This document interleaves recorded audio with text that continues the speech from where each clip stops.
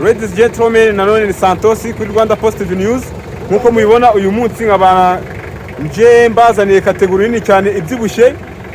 Imbere yanjye nkaba mafite umwarimu aratangira atwibwira ndetse atubwira ukuntu izi gahunda ziba zifashe zo kubona iyi permis. Baramutse mwarimu.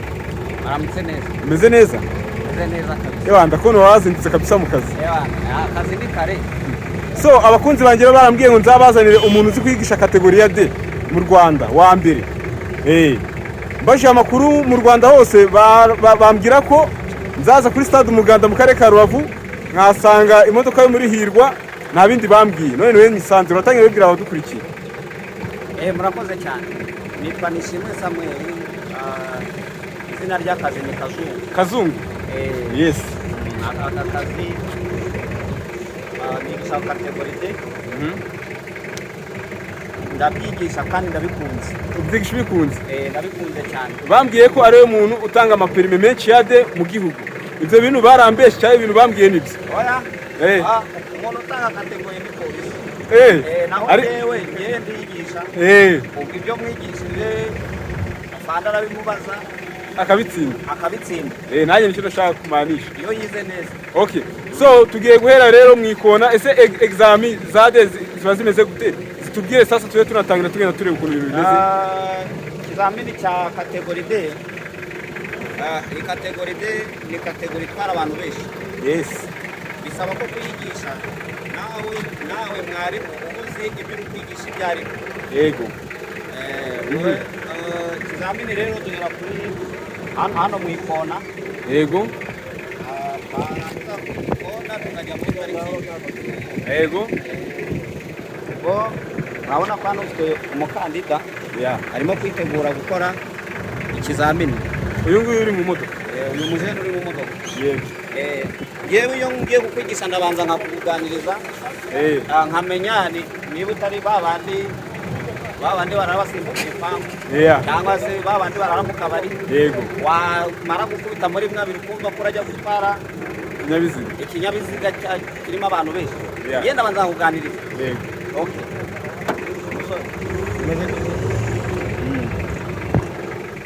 Uje kwiga kuri kategori. Iyi kategori rero bisaba ubwitonzi. Kuba ufite B ntabwo biba bihagije ko watwara abagenzi benshi. Cyambere ni imico n'imyifatire ndetse n'imigendere yawe. Imigendere yawe ya buri munsi. Ukaba utari umuntu w'inzoga cyane, wabaswe n'inzoga, wabaswe n'amatabi. Kubera ko hano uzatwara abantu benshi. Yego. Okay. Twagiye dutangiye. Tugiye guhera kuki? Tugiye guhera ku ikona. Okay. Iyo ugiye kugira mu ikona. Ureba muri retroviseur yawe ukareba ari apine y'inyuma. Urimo kuyireba uyiringaniza na rya kona ry'imbere. Twagiye. Areba ipine ry'inyuma uregera ahangaha. Areba ipine y'inyuma ayiringanize na rya kona kugira ngo igihe cyo gukata ataza kurigonga. Okay. Niyo mpamvu utaringanije na rya pine ry'inyuma ntabwo byakunda. Utaringaniza na pine y'inyuma ntabwo byakunda. Okay. Wayigonga. Mbibutsa ko muri Hirwa Driving School niho usanga uyu mwarimu uzi kwigisha kategori ya D neza cyane kurusha ahandi hose. Murabona ko i Rubavu ni ahantu heza gukorera, ni site nziza gukorerwaho ibizami kabisa. Ubukorera mu kibuga kimeze neza, abarimo bamanza bakuganiriza bitandukanye n'andi masite yose abantu baba bakoreramo. Turakomeza tugenda tureba umunyeshuri rero ukuntu arimo agenda akata ndetse na mwarimu akomeza agenda bibasobanurira.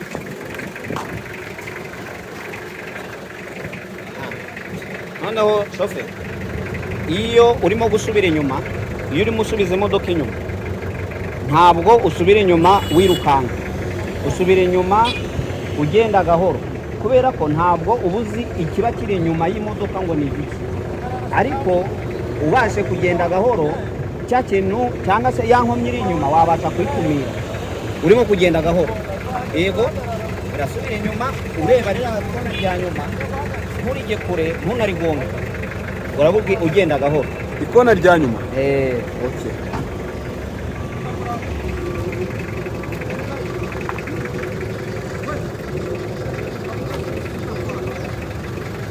mbibutsa gukora subscribe, share na comment kugira ngo mujye mukurikira ubumenyi, muve kuri ayo macano agenda bagezaho ibintu by'amatiku, muze kuri channel ushobora kuraho iki ubumenyi.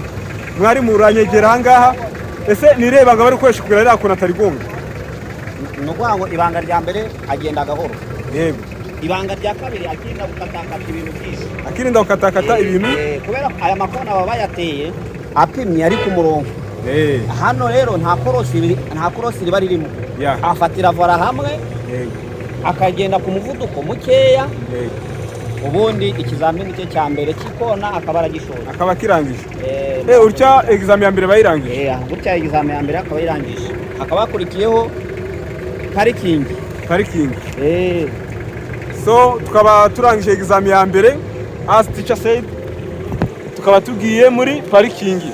Murabona ko kabisa uyu muhungu Kazungu izina ry'akabyiniro ke, murabona ko rwose ari umuntu uzi kwigisha perime nziza, perime itanga umugati, perime ya D, kategori ya D, aho rwose ndakeka ko yakwishyuye umujene ntiwabura perime. Abanza yaganiriza umunyeshuri, abanza kubwira ukuntu ibintu bikorwa, ndetse tukaba tugeze kuri parking, akaba agiye kudusobanurira nawe ukuntu parikingi umuntu ashobora kwihitiramo neza cyane. Kora subscribe, share na comment, ntubyibagirwe inshuti yanjye. Ntimuzagere kuri stade mu muyobe, muzahita muhamusanga kabisa Kazungu, muzabona imodoka ye yanditseho David mu magambo ahinnye, ndetse ni muri Hirwa Driving School, murimo mubibona neza cyane. Bibutsa ko i Rubavu ariho hantu heza hari site yo gukoreraho examen kurusha ahandi hantu hose. Kaburimbo, imihanda iteye neza, ntabyo kwenda ngo urahura ngo n'imikuku ngo n'ibinogo. Yes, agiye kubanza yabwira umunyeshuri nk'umuntu ugiye kujyamo bwa mbere, yereka umunyeshuri ukuntu parking ikoreshwa. Nukuvuga ngo hano tugiye kwiga parikingi. Impamvu twigisha parikingi ni ukugira ngo uzabashe guparika imodoka yawe hagati y'izindi. Yego, ariyo mpamvu uko iyi parikingi iteye gutya, hari iyi twexpose ko ari imodoka iri imbere. Aha ngaha hari imodoka iri inyuma. Uyu murongo w'ibiti ukaba borodire. Yego, uyu murongo hano ukaba borodire. Uyu murongo uyu murongo twabwiranye nk'ari borodire.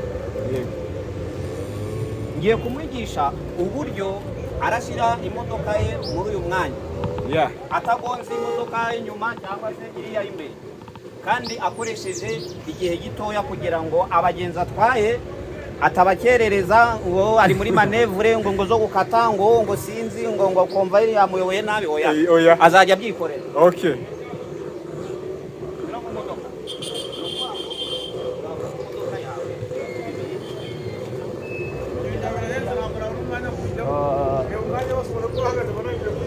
Umuryango uringaniza na kiriya giti ukategura yose.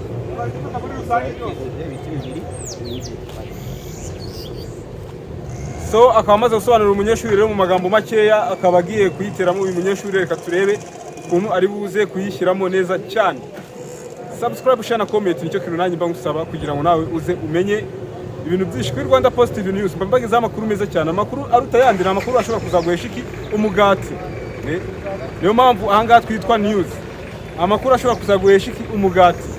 Iyi perime iyo itanga umugati, ikishyura abana minerval, ndetse ikubaka n'ibipangu.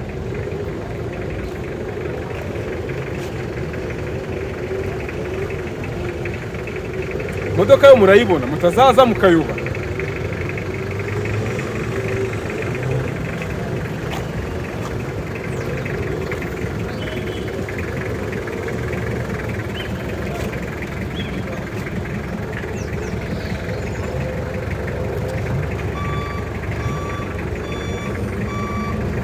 Mwarimu kwereki ari gukoresha iyi televiziyo yanga.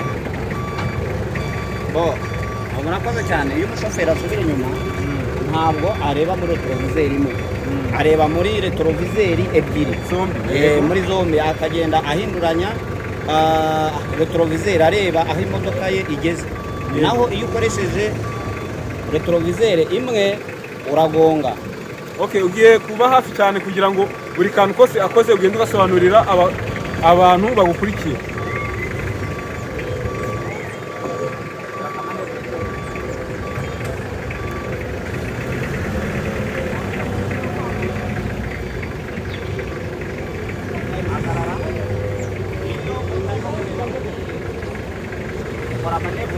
Kugira ngo ubashe kureba aho ugiye. Iyo utari kureba aho ugiye, iyo usubira inyuma nturebe neza aho ugiye, usubira imbere kugira ngo ubashe gukontorora imodoka yawe ukoresheje vola, urebe neza aho ugiye.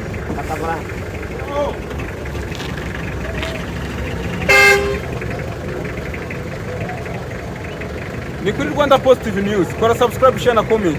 Ujye ubona amakuru meza akugerera ku gihe, kandi amakuru meza burya ni amakuru ari financial, amakuru ashobora kuguhereza iki umugati muve mu bintu by'amatiku.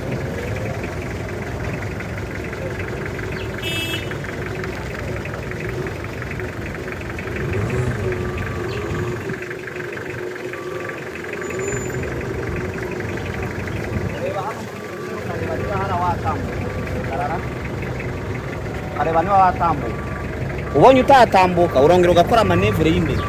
Yego, urabona ko hano hantu ntabwo yatambuka. aha hantu ni hato, ntabwo yatambuka, niyo mpamvu akoze manevure ijya imbere. Okay.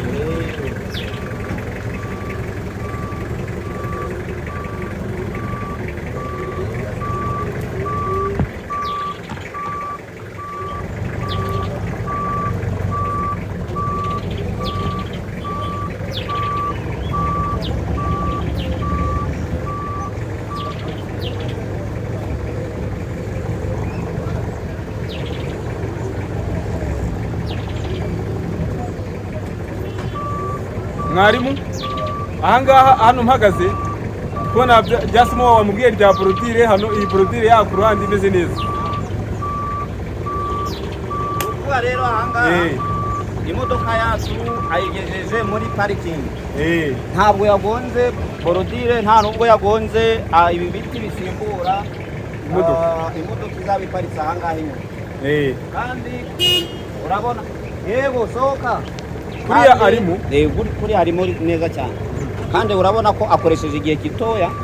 Ubu umugenzi yaratwaye ntabwo amutindanye ngo ari muri manevure ngo mbe komvayiri ngo genda undebera inyuma. Oya, twihuse umuntu yasohoka yibanda kuki. Iyo usohoka rero, iyo usohoka n'ubundi ukoresha ubwitonzi n'ubushishozi mu gihe ujya inyuma. Ubwitonzi n'ubushishozi ukareba ibi biti biba biri inyuma kugira ngo utabigonga.